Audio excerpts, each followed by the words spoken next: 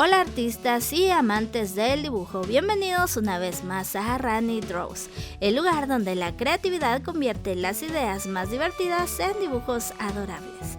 En el video de hoy vamos a dibujar al famoso dumpling viral en versión kawaii. Con su simpática expresión y su diseño tan tierno, aprenderemos paso a paso cómo darle vida a este personaje que ha conquistado las redes sociales. ¿Sabías que los dumplings son un platillo tradicional que existe en muchos países con diferentes nombres y recetas? Aunque cambian sus ingredientes y formas, todos tienen algo en común. Son uno de los alimentos más populares y queridos del mundo.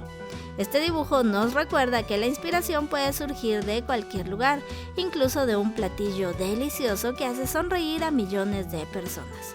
Antes de comenzar, recuerda apoyar el canal dejando tu like, compartiendo este video, escribiendo un comentario y suscribiéndote a Ranidraws Dibujo. También activa la campanita para no perderte ninguno de los próximos dibujos. Muchísimas gracias por formar parte de esta comunidad creativa. Y ahora quiero saber, ¿qué otro personaje viral o comida kawaii te gustaría que dibujáramos en un próximo video? Prepara tus materiales, tus colores y toda tu creatividad, porque llegó el momento de crear algo adorable. Ahora sí, listos para dibujar.